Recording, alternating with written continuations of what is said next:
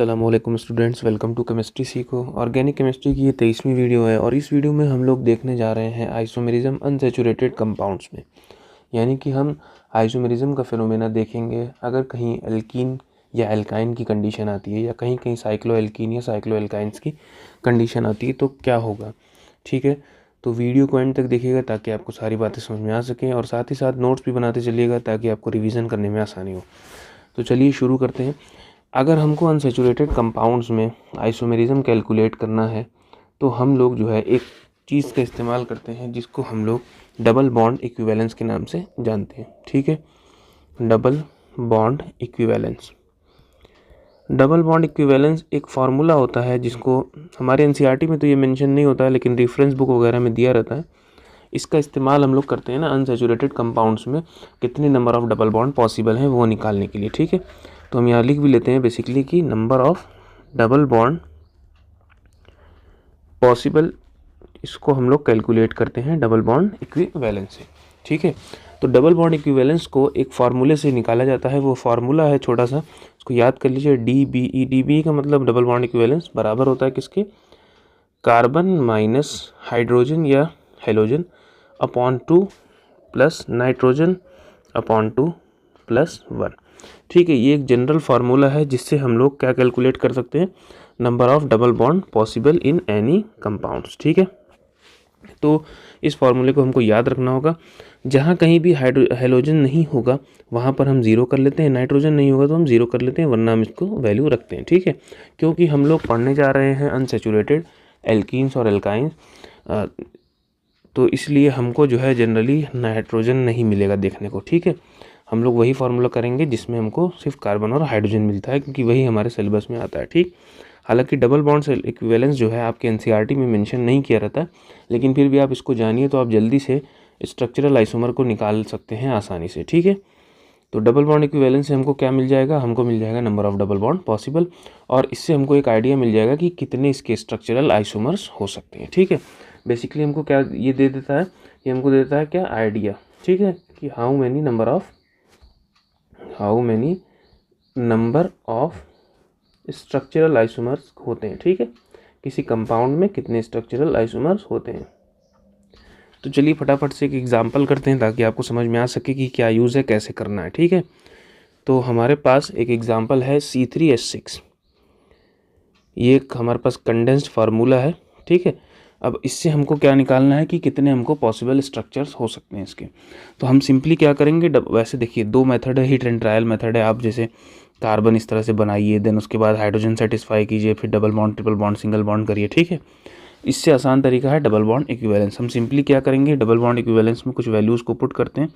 तो double bond equivalence, carbon कितना है यहाँ पे 3 है, हाइड्रोजन कितना है 6/2, बाकी सारी कोई चीज़ें नहीं यहाँ पे +1, नाइट्रोजन 0 है तो वो रखने की ज़रूरत ही नहीं है, तो +1। जब हम इसको सॉल्व करेंगे तो हमको क्या मिल जाएगा, जब हम इसको सॉल्व करते हैं तो हमको मिल जाता है 1। मतलब इसका जो डबल बॉन्ड इक्विवेलेंस क्या आया है, 1 आया है।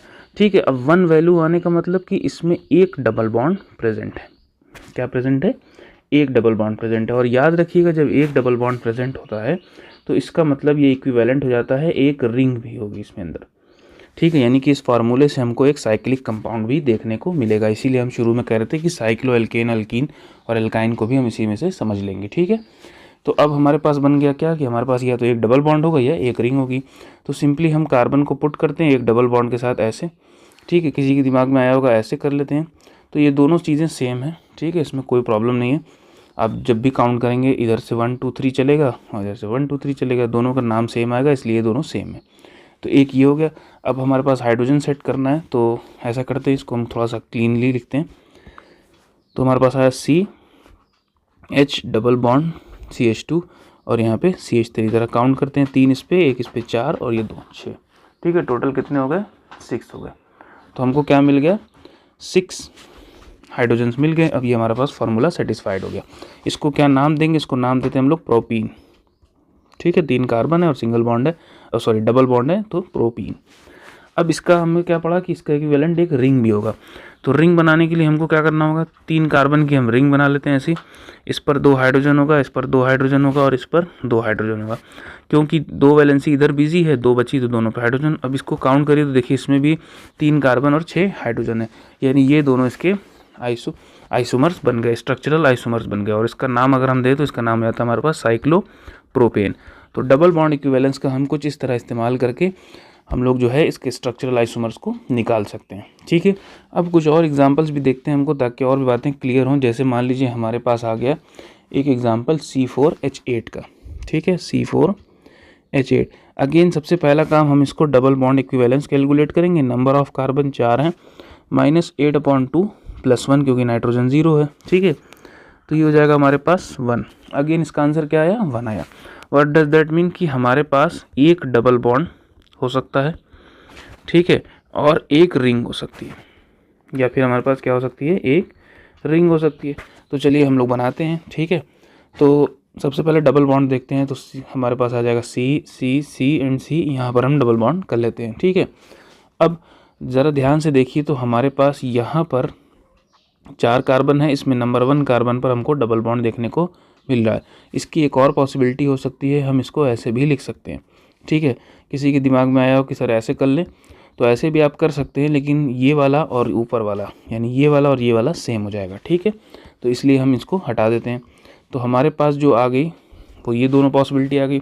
अच्छा, अब रिंग की बात हो रही है, तो रिंग की बात हो रही है दैट मीन्स कि हमारे पास 4 कार्बन की एक सिंपल सी रिंग हो जाएगी। अब ध्यान दीजिएगा एक बात, बहुत इंपॉर्टेंट बात, कि अगर 4 कार्बन की रिंग बन रही है, इसका मतलब 3 कार्बन की रिंग भी पॉसिबल है। ठीक है, डेफिनेटली पॉसिबल है। तो हम 3 कार्बन की रिंग बना लेते हैं और एक को बाहर कर देते हैं।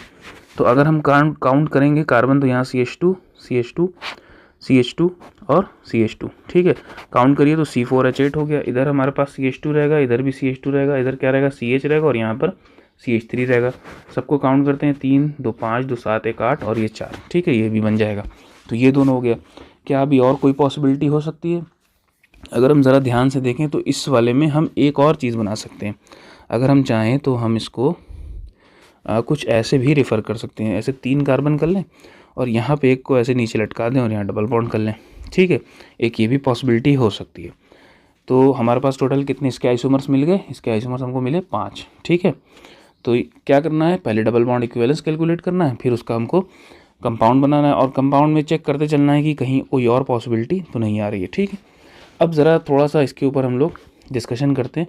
इसको हम A मान लेते हैं, इसको B मान लेते हैं, इसको C मान लेते हैं, इसको D और इसको E मान लेते हैं। ठीक है, तो अब हमारे पास टोटल कितने हो गए? हमारे पास टोटल हो गए 5। 5 में से अगर हम A और B को कंपेयर करें तो ये दोनों एक दूसरे के क्या हो रहे हैं? ये दोनों हो रहे हैं एक दूसरे के पोजीशन आइसोमर्स। ठीक है, लेकिन अगर हम A को कंपेयर करें C से तो ये दोनों क्या हो रहे हैं? चेन हो रहे हैं, क्योंकि मेन चेन छोटी हो जा रही है। ठीक है, B और C को कंपेयर करें तो ये दोनों भी क्या हो रहे हैं? चेन हो जा रहे हैं। ठीक, A और D को कंपेयर करें तो एक हमको ओपन चेन मिल रहा है, एक हमको साइक्लिक मिल रहा है। ठीक है, तो हमारे पास यहाँ पर रिंग चेन एक आइसोमर होता है, जो कि हम लोग आगे स्टडी करेंगे, वो मिल जाएगा हमको। ठीक है, इसी तरह A और E में भी सेम केस मिलेगा हमको, रिंग चेन वाला मामला मिलेगा। इसी तरह B D E में भी ऐसे ही मिलेगा हमको, B D कंपेयर करें या B E को कंपेयर करें। इसी तरह C D को कंपेयर करें या C E को कंपेयर करें तो हमको कौन सा मिल रहा है? हमको रिंग चेन आइसोमर्स देखने को मिल रहे हैं। इसके ऊपर हम लोग आगे और भी डिटेल में डिस्कशन करेंगे। ठीक है, तो इस तरह से हम लोग डबल बॉन्ड इक्विवेलेंस का इस्तेमाल करके हम लोग डिफ़ाइन कर सकते हैं या डिस्क्राइब कर सकते हैं सारे स्ट्रक्चरल आइसोमर्स को। इसी तरह कुछ और एग्जांपल्स भी हैं, जैसे एग्जांपल के लिए हमारे पास आ जाता है C3H6O, ठीक है, या फिर C4H8O। तो ये दोनों जो है आपका होमवर्क रहेगा, जो कि आपको कमेंट सेक्शन में बताना है कि सर इसके कितने आइसोमर पॉसिबल हो सकते हैं। ठीक है, वैसे सबसे C4H8 के बारे में हम बता दें, अप्रॉक्सीमेटली इसके 10 के आसपास आइसोमर्स हो सकते हैं। तो आप कोशिश करिएगा सारों को बनाने की। तो इस वीडियो में बस इतना ही। उम्मीद करते हैं कि आपकी सारी बातें समझ में आई होंगी। कोई क्वेश्चन या डाउट है या किसी भी इस चीज़ का अगर आपको आइसोमेरिज्म समझना है तो आप कमेंट सेक्शन का ज़रूर यूज़ कीजिएगा। Thank you.